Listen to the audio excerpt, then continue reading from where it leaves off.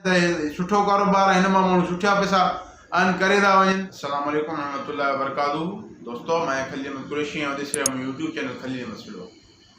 दोस्तों, अॼु की पंहिंजी हिन वीडियो में असां जे बिज़नेस जे बारे में डिस्कस करण वारा आहियूं। उहो आहे डेयरी जो कारोबार। डेयरी यानी खीर, ॾही वग़ैरह इहे शयूं। दोस्तों, हिकिड़ो हूंदा आहिनि डेयरी फार्म, उन लाइ इन्वेस्टमेंट तमामु घणी खपंदी आहे। असां उन जे बारे में डिस्कस न कंदे असां डिस्कस कंदासीं त माण्हू हिकिड़ो डेयरी शॉप कीअं थो खोले सघे। दोस्तों, डेयरी शॉप खोलण लाइ तव्हांखे सभु खां पहिरीं हिकिड़ो ज़ाहिरी ॻाल्हि शॉप आहे त दुकानु तव्हांखे खपंदो। ऐं दुकान जी मां पंहिंजी कंहिं वीडियो में जेको एडवांस किराए वग़ैरह जे बारे में ॻाल्हि न कंदो, छो त हर जो पंहिंजो हिकिड़ो अलॻि हिसाबु हूंदो आहे। दोस्तों, दुकानु असांखे उते वठिणो आहे जिथे माना की ऑलरेडी 2-3 डेयरी मौजूदु हुजनि, छो त उन सां जेको आहे क्लाइंट जो फुटफॉल वधीक थींदो असांजी दुकान ते। ठीकु आहे, मीन्स जिथे फुटफॉल क्लाइंट जो हुजे उते वठिणो आहे। दुकानु असां वरितोसीं, दुकानु वठण खां पोइ असांखे जेको आहे ज़ाहिरी ॻाल्हि दुकानु वरितो आहे त दुकान में असांखे हूअं अक्सर हूंदो आहे त खीर रखण लाइ जेको आहे चिलर रखंदा आहिनि माण्हू। बराबरि, चिलर सही आहे, पर चिलर छो त एक्सपेंसिव आहे, इन करे इनिशियल कॉस्ट खे कट करण लाइ असां हिते जुगाड़ कंदासीं। जुगाड़ कहिड़ो? असां हिकिड़ो डीप फ्रीज़र वठंदासीं। डीप फ्रीज़र असांखे 60,000 ताईं इज़ीली मिली वेंदो। ठीकु आहे, हिकिड़ो डीप फ्रीज़र वठंदासीं, उन में अंदरि असां टब विझंदासीं। टब में असां ड्रम विझंदासीं। छो त लोड शेडिंग आहे, ख़बर न आहे लाइट आहे न आहे। टब जेको हूंदो उन में असां बर्फ़ विझी छॾींदासीं, त उन बर्फ़ जे करे जेको ड्रम में अंदरि खीर हूंदो उहो ख़राबु कोन थींदो, उहो माना थधो लॻो पियो हूंदो। इहो असां जुगाड़ कंदासीं। इहो जुगाड़ असां कयूं त असांखे 60,000 ताईं असांजो डीप फ्रीज़र अची वेंदो। ऐं अहिड़ा ई जेको आहे 10,000 खनि असांजा इन जुगाड़ ते लॻी वेंदा, छो त असांखे जेको टब वठंदासीं स्टील जो वठंदासीं, स्टील सुठो हुजे। ऐं ॿियूं बि मतिलबु के शयूं, मिसाल जेके कुपा वग़ैरह थिया, इहे माना असांजो फाइबींदा। ठीकु आहे, 60 हो ऐं 10 थिया 70,000। 70,000 रुपया असांजा इते ई थी विया।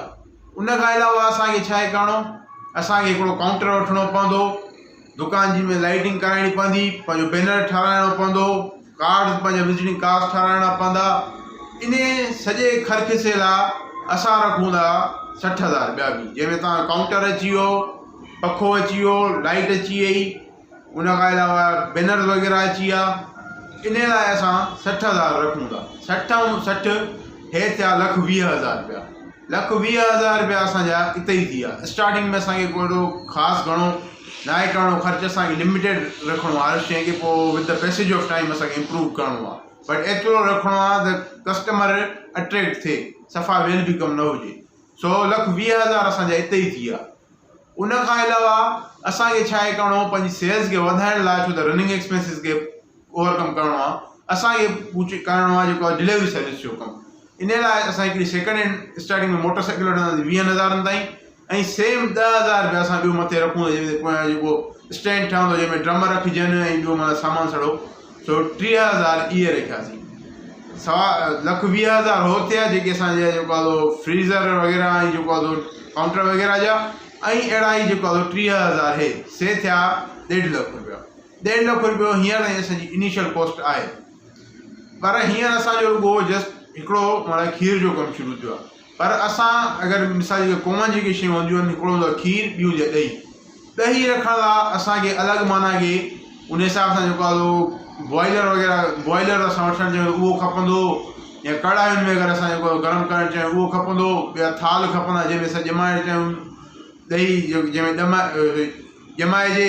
ऐं उनखे अलावा स्टैंड जो असांखे हिकिड़ो कबट ठाहिराइणो पवंदो, जंहिंमें असां उहो थाल जंहिंमें रखूं। इहे सॼे जेको आहे ख़र्च लाइ असां रखूं था हिकिड़ा 50,000 रुपया। ऐं 1.5 लख असांजो हुते कंप्लीट थियो, ऐं 50,000 हे हिन में विधासीं। से थिया असांजा 2 लख रुपया। 2 लख रुपयनि में हीअ असांजो कमु जस्ट हिकिड़ो जेको आहे स्टार्ट थी वेंदो। उन खां पोइ जेकॾहिं असां वटि वधीक इन्वेस्टमेंट आहे, जेको चवंदा आहिनि जेतिरो खंड तव्हां विझंदो खीर में, ओतिरो जेको आहे खीर मिठो थींदो। हे बि साॻी ॻाल्हि आहे। एज़ मच एज़ बेटर, जेतिरी वधीक इन्वेस्टमेंट आहे ओतिरो वधीक फ़ाइदो आहे। असां जेको आहे मिसाल असांजी इन्वेस्टमेंट वधीक आहे, असां ॿिया डेयरी प्रोडक्ट्स बि रखे सघूं था, असां जेको आहे मखण बि रखे सघूं था, असां जेको आहे आइस्क्रीम वग़ैरह बि रखे सघूं था। ऐं असां सीज़न जे हिसाब सां असां मिसाल उन्हारे में फ्रेश जेको आहे शेक्स बि रखे सघूं था, सियारे में कॉफ़ी ऐं चांहि बि रखे सघूं था। मुख़्तलिफ़ शयूं असां करे सघूं था। उहो डिपेंड थो करे असांजी इन्वेस्टमेंट ते, त असां वटि इन्वेस्टमेंट केतिरी आहे। बाक़ी जेसि ताईं ॻाल्हि कजे रनिंग एक्सपेंसिस जी, त रनिंग एक्सपेंसिस हर फुट जे कारोबार जी तरह हिन जा बि थोरा घणा आहिनि, थोरा जेको आहे ॻरा आहिनि। हिन में असांखे जेको आहे असांजो कमर्शियल यूनिट आहे, महांगो आहे, ज़ाहिरी ॻाल्हि आहे, त लाइट जो बिल न त पोइ 15,000 रुपया असांजो लाइट जो बिल ईंदो। उन खां अलावा डिलीवरी बॉय जेको असां रखंदासीं उनखे असां कमीशन रखणी पवंदी। इहा ॻाल्हि भले इहा ॻाल्हि तव्हां को बिज़नेस वे तव्हां नोट करे छॾियो, जेको डिलीवरी बॉय हुजे उनखे कमीशन रखो, छो त जेकी ॾियारी हूंदसि त उहो उनजी ओतिरी दिलि न हणंदो। कमीशन हूंदसि, मिसाल भाई किले ते तोखे 5 रुपया ॾियूं था, त उहो पोइ मिसाल 100 किलो खपाईंदो त 500 थींदसि। इन करे ईअं जेको आहे हो पंहिंजो 50 किलो खपाईंदो त 250 थींदसि। उहो हुनजो पंहिंजो वेरी कंदो त उहो लालच में अची वधीक माना सेल कंदो। त जेकॾहिं मिसाल हुनखे 500 रुपया एवरेज हुनजी डेली ॿधिजे, जेको 100 किलो डेली असांजो खीर खपाए, त 500 रुपया असांजा माना 15,000 रुपया इहे बि थिया, से थिया 30,000 रुपया। उन खां अलावा जेको आहे ॿिया माना खोड़ रनिंग एक्सपेंसिस, जेका मोटरसाइकिल हुनखे ॾिनी अथऊं उनजी ज़रूरु मेंटेनेंस वग़ैरह जो ख़र्चो थींदो, या ॿियो चांहि पाणी जो ख़र्चु, त माना कि एवरेज जेको आहे 50 खां 60,000 रुपया हिकिड़ा रनिंग एक्सपेंसिस जी असांखे फिगर ज़हन में पंहिंजे में रखणी आहे। त हेतिरा असांखे रनिंग एक्सपेंसिस अची सघनि था। बाक़ी जेसि ताईं ॻाल्हि कजे मार्जिन जी, त मार्जिन हे वेरी थो करे place to place, rate different आहिनि। जेको आहे जेकॾहिं तव्हां ॻोठ में किथे खोलियो था या कंहिं माना कस्बे वग़ैरह में खोलियो था, उते खीर जो रेट जेको आहे बनिस्बत वॾनि शहरनि जे घटि हूंदो।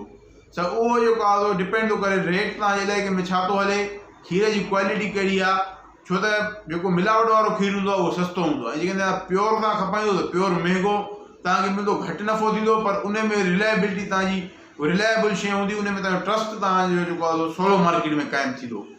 हे सुठो बिज़नेस आहे, बहितरीनु बिज़नेस आहे। खीर हर कंहिंजी ज़रूरत आहे, चाहे नंढो हुजे वॾो हुजे। हिन में जेकॾहिं तव्हांजो मतिलबु कि तव्हां करे अचो था त सुठो कारोबार आहे, हिन मां माण्हू सुठा पैसा अर्न करे था वञनि। हे मुंहिंजी जेकी वीडियो अगरि पसंदि आई त लाइक कयो, कमेंट में पंहिंजी राय ज़रूरु कजो, ऐं अगरि चैनल खे सब्सक्राइब न कयो त सब्सक्राइब कयो ऐं बेल आइकन खे दॿायो। पंहिंजो ख़्यालु रखिजो। अल्लाह हाफ़िज़। अस्सलाम वालेकुम।